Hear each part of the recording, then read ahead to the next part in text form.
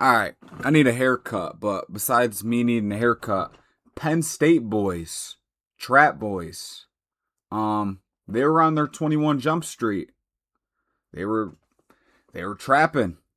I guess they were cutting up coke and having the fraternity boys, sell it. So, hey man, I can't knock any hustles, but let's see what's up. Alright, from the little reading I did do, I guess somebody's dad was caught up in it and a whole bunch of shit. They're running the game, it looks like, but let's see what they're talking about.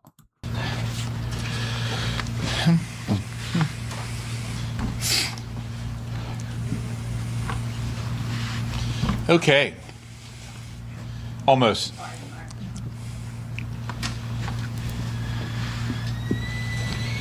All right. Good morning, everyone. I'm Attorney General Dave Sunday, and we're here in State College today to announce. I don't know what it is. They're just little rats. Like, look how they all stand like this. Proud as hell to bust somebody. You ain't even getting no money out of it. You got paid hourly. Should have fucking just jumped in on their operation and asked them for a little bit of peace. Would have been better.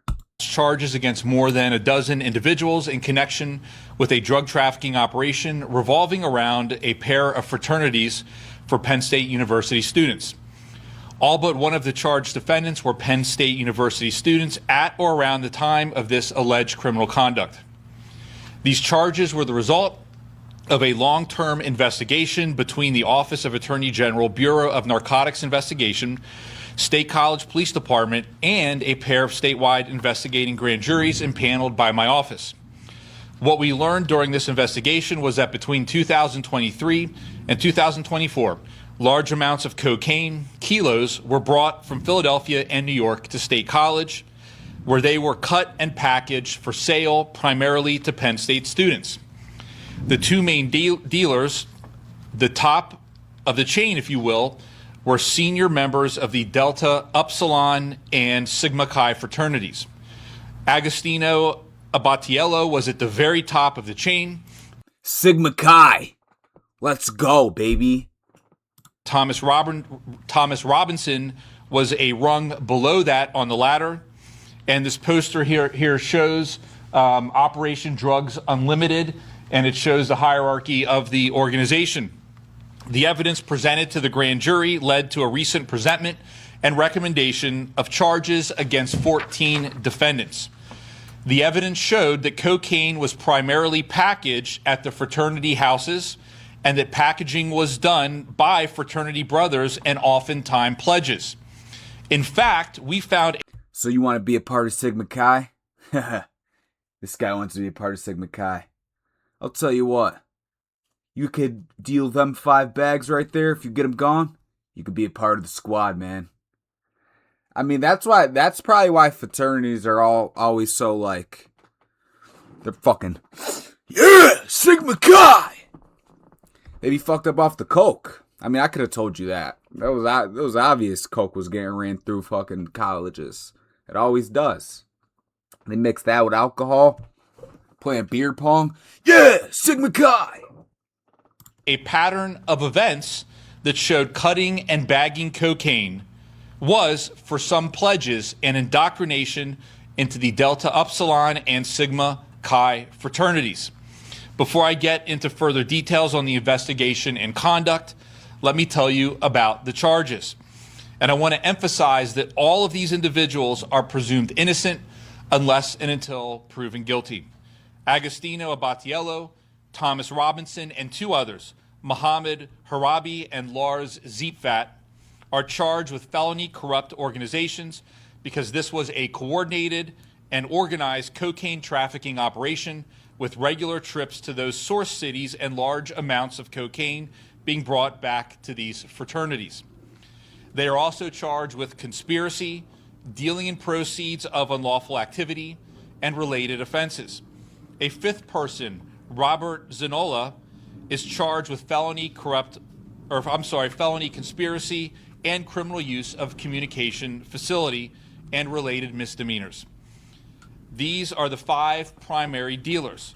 The 8 other student-age defendants in this case have been charged with misdemeanor counts of drug possession, and paraphernalia.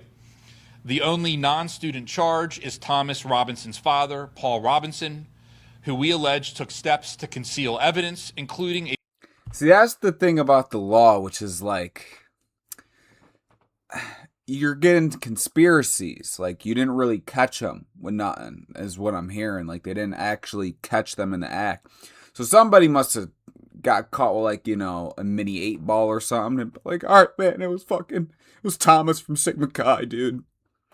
Like, I don't know. That conspiracy's bullshit. Like, hey, I think that guy killed somebody. Well, if you think it, I mean, he had to have, right? 20 years. That's fucking conspiracy. I mean, that's not even fair. What are you talking about? Innocent until proven guilty, bro. They be just getting caught with little minor stuff, and then they get all scared, and they're, dude, I swear to God, man, he made me do it, bro, for the pledge. Pussy. A safe containing drugs and cash, and obstruct this investigation. All are presumed innocent unless and until proven guilty. I know there may be many questions about the university in regards to these students and this conduct. This is very serious criminal conduct. There was nothing junior or childlike about this type of conduct. This was an upper-level trafficking organization for this region in Pennsylvania. In fact, multiple witnesses who testified in front of the grand jury referred to Battiello as the largest dealer of cocaine for Penn State University students. Regarding the university's knowledge or actions in response to this conduct, in consideration of the confidential nature of the grand jury proceedings and ongoing active prosecutions, I can say this: we did not hear of any drug packaging happening on Penn State's campus. Again, the packaging happened at off-campus fraternity houses. And the actual drug dealing was largely from friend to friend, fraternity brother to fraternity brother, acquaintance to acquaintance, and at fraternity houses and or during parties or social engagements. With regard to parents that might be watching this and thinking about what's happening at the school, I just want to say this.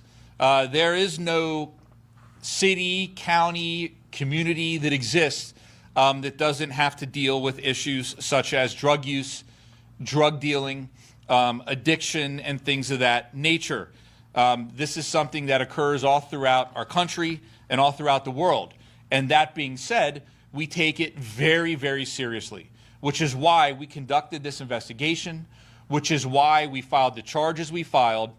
And I will say that not only have we filed these charges, but I promise you that we will be watching. For students who think about going to college, being away from home for the first time, and having an opportunity to kind of do what they want, they need to understand that there are always going to be ramifications for your actions. And just because you're at college and you're making money and you think that this is something you can get away with, it's not. It's extremely serious. Law enforcement takes it extremely seriously, and we will continue to investigate and prosecute individuals that decide to deal drugs on college campuses. So how do we get to this point today? This conduct regards trafficking that happened throughout 2023 and 2024. Law enforcement employed a number of investigative tactics to identify the individuals involved, how they were obtaining the cocaine, and methods of packaging and distribution. The grand jury presentment recommending charges is available to you, as it is the affidavit of probable cause attached to the filed criminal complaints. You will read about the runs to Philadelphia and New York, the large quantities of cocaine that came back from these sources, and the transactions, large and small, that followed. I will note that Thomas Robinson was charged previously as well in December of 2024 with drug dealing. Charges against all 14 defendants were filed this morning. The majority of those with felony charges were arraigned this morning, with the exception of Battiello. A warrant has been issued for his arrest.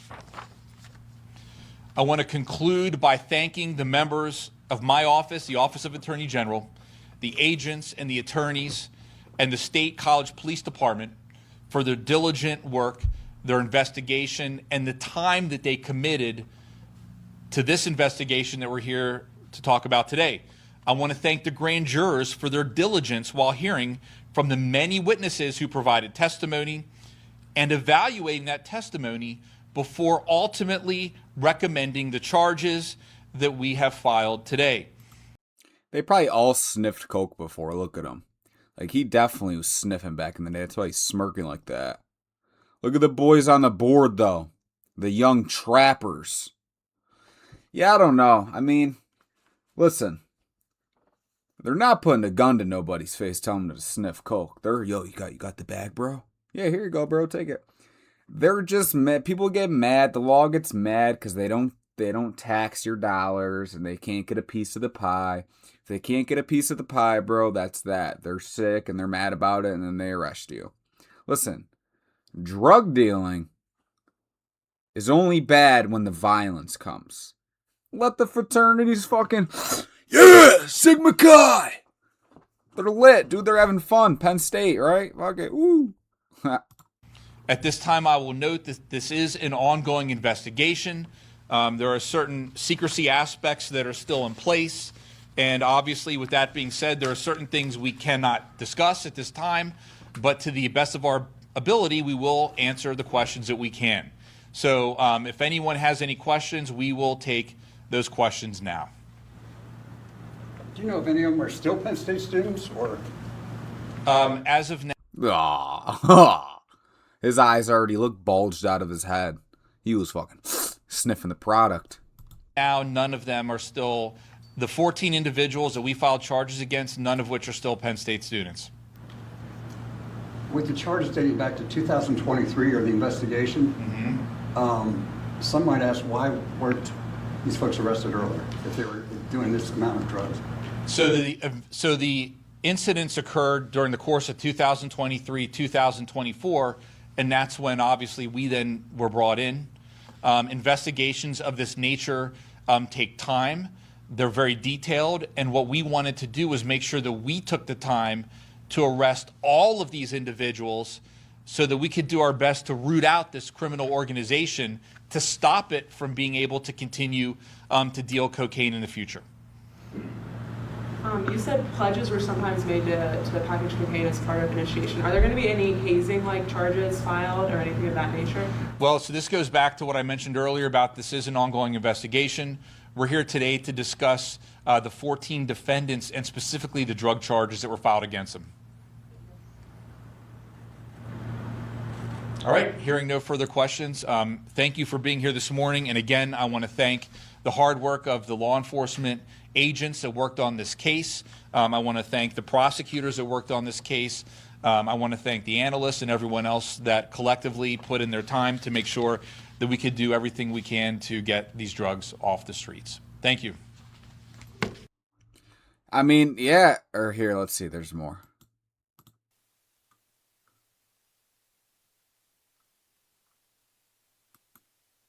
Fuck.